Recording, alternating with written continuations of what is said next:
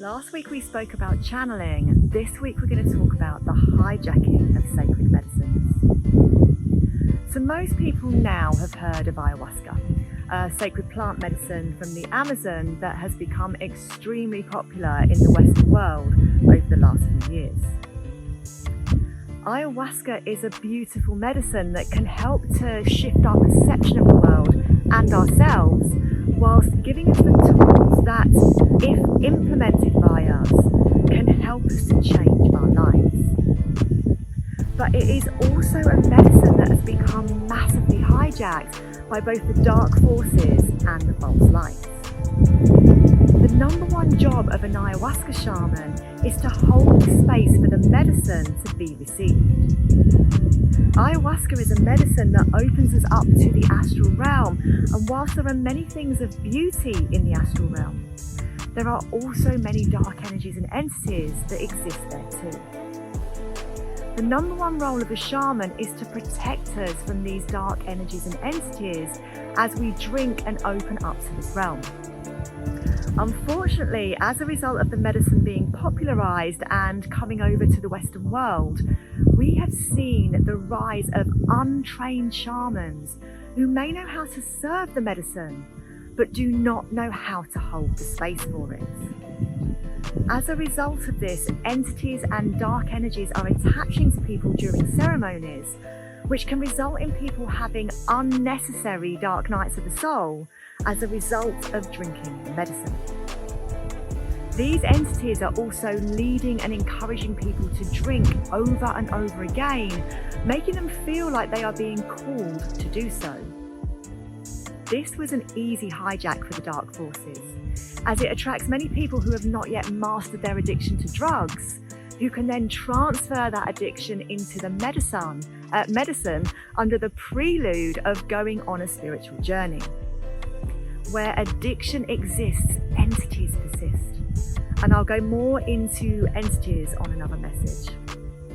But suffice to say, people are being called to do medicine, most likely by the entities that already exist around their unhealed addictions which we all have due to our societal conditioning.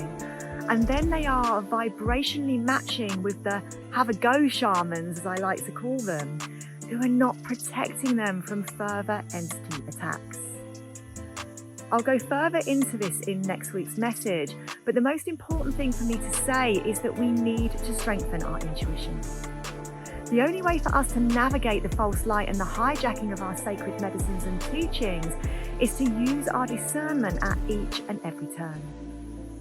For anyone undertaking any kind of spiritual journey, the very first thing that we should do before we take any medicines or undergo any healing is to strengthen our intuition so that we know from the depths of our core that the medicine that we are about to do or the healing that we're about to undertake is the right thing for us in that moment. And that the person that we're about to receive that medicine or healing from is the right person for us to receive it from. This needs to be the number one guide to any awakening. Step one, strengthen your intuition so that you can navigate your way through your journey with ease and grace. This sacred space has been undone. From ayahuasca, I would run.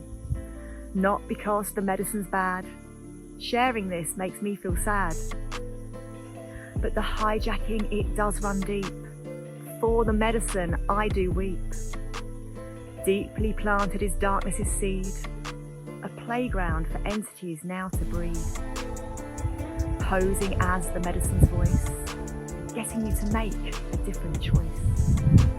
Leading you down the garden path, not caring about the aftermath.